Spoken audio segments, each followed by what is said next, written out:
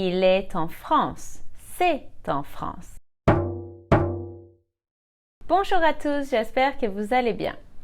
In this video, we are going to see the differences between il est and c'est. So let's start. We know il est means he is and c'est means it is. Both il est and c'est are used to either describe or identify a person or a thing. They can be followed by many things and sometimes by the same things. Like, for example, they can both be followed by an adjective. So we are now going to see the differences between il est and c'est when they are followed by the same grammar point. We said that both can be followed by an adjective. Il est petit, c'est petit. Il est petit will be used to describe a person or an object, while c'est petit will be used to describe a non-specific referent, so something not directly mentioned. Both c'est and il est can be used with a profession, a religion, and a nationality.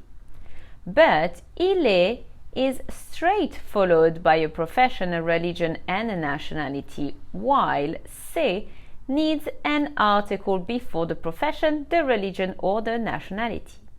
Il est docteur. C'est un docteur.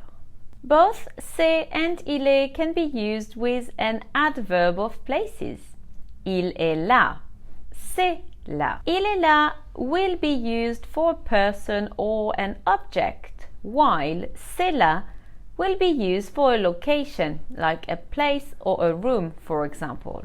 Both c'est and il est can be used with a preposition and a geographical place. Il est en France.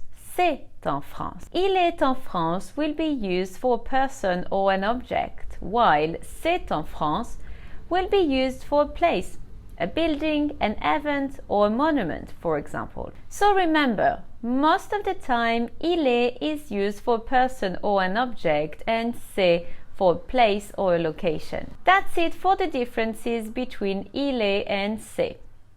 I hope you have enjoyed this lesson. À bientôt!